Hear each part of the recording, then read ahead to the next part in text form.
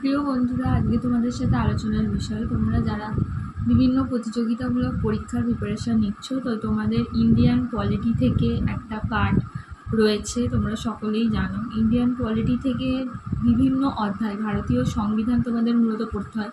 তো অধ্যায় ভিত্তিক বিভিন্ন প্রতিযোগিতামূলক পরীক্ষায় বারবার আসা প্রশ্নগুলো নিয়ে আমি আলোচনা শুরু করেছি। এর আগেও একটা ভিডিও আমি পোস্ট করেছি, তোমরা যারা এখনও পর্যন্ত দেখোনি, ভিডিওটা আমি ডেসক্রিপশানে লিঙ্ক দিয়ে দেবো, দেখে নিও।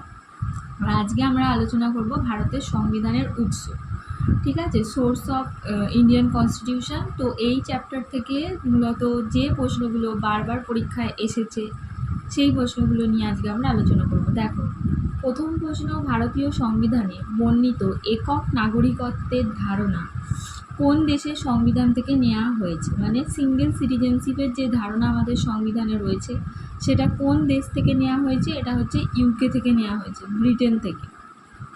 পরবর্তী প্রশ্ন, ভারতীয় সংবিধানে বর্ণিত জরুরি অবস্থার ধারণা কোন দেশের সংবিধান থেকে গৃহীত হয়েছে? এটা হচ্ছে জার্মানি থেকে নেওয়া হয়েছে। তার পরবর্তী প্রশ্ন দেখো, কোন দেশের সংবিধানে প্রচলিত আচার আচরণ গুরুত্বপূর্ণ ভূমিকা পালন করে? এটা হচ্ছে ব্রিটেনের সংবিধান।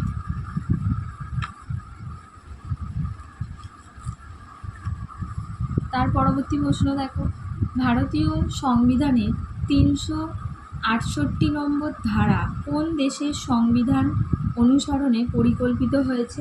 সেটা হচ্ছে দক্ষিণ আফ্রিকা। আর 368 নম্বর ধারায় কি রয়েছে? 368 নম্বর ধারায় রয়েছে সংবিধান সংশোধন পদ্ধতি।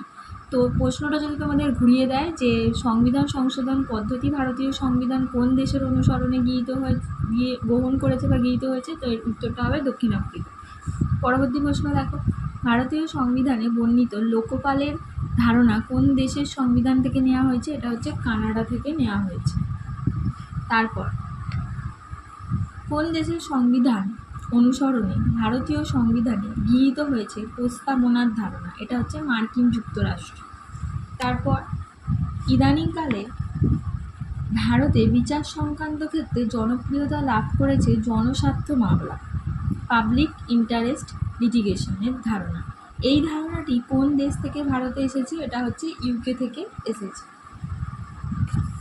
তারপর, ভারতীয় সংবিধানে বর্ণিত বিচার বিভাগীয় পুনর্বিবেচনা, জুডিশিয়াল রিভিউ এর ধারণা গ্রহণ করা হয়েছে কোন দেশের সংবিধান থেকে? ইউএসএ থেকে।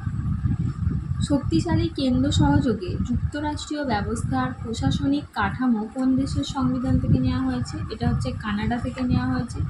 আর মৌলিক অধিকারের ধারণা কোন দেশের সংবিধান থেকে গৃহীত হয়েছে? এটা হচ্ছে ইউএসএ থেকে। এটা খুব গুরুত্বপূর্ণ প্রশ্ন। মৌলিক অধিকারের ধারণা, ফান্ডামেন্টাল রাইটসের ধারণা নেওয়া হয়েছে ইউএসএ থেকে। পরবর্তী প্রশ্ন দেখো, ভারতীয় সংবিধানে বর্ণিত মৌলিক কর্তব্যের ধারণা মানে ফান্ডামেন্টাল ডিউটিস কোন দেশের সংবিধান থেকে গৃহীত হয়েছে? এটা হচ্ছে সোভিয়েত রাশিয়া থেকে নেওয়া হয়েছে। তাহলে ফান্ডামেন্টাল রাইটস নেওয়া হয়েছে ইউএসএ থেকে, মার্কিন যুক্তরাষ্ট্র থেকে। আর মৌলিক কর্তব্য ফান্ডামেন্টাল ডিউটিস নেওয়া হয়েছে সোভিয়েত রাশিয়া থেকে। ভারতের সংবিধান সংশোধন পদ্ধতি গড়ে উঠেছে কোন দেশের সংবিধানের অনুসরণে? এটা হচ্ছে দক্ষিণ আফ্রিকা। নিম্নলিখিত দেশগুলির মধ্যে কোনটিতে কোনো লিখিত সংবিধান নেই? ইংল্যান্ডের সংবিধান হচ্ছে লিখিত সংবিধান, এখানে নেই। ভারতীয় সংবিধানে বর্ণিত পাবলিক অ্যাকাউন্টস কমিটির ধারণা কোন দেশের সংবিধান থেকে গৃহীত হয়েছে? এটা হচ্ছে গ্রেট ব্রিটেন থেকে নেওয়া হয়েছে। ভারতবর্ষের সংবিধান নিম্নোক্ত আইনকে মডেল করে গড়ে উঠেছে। কোন আইনকে? ভারত শাসন আইন 1935। তো এই প্রশ্নগুলো 15টা প্রশ্ন ভারতীয় সংবিধানের উৎস থেকে, খুব ইম্পর্টেন্ট প্রশ্ন এগুলো। বিভিন্ন কম্পিটিটিভ এক্সামে বারবার প্রশ্নগুলো করা হয়, এগুলো ভালোভাবে কিন্তু তোমরা পড়বে।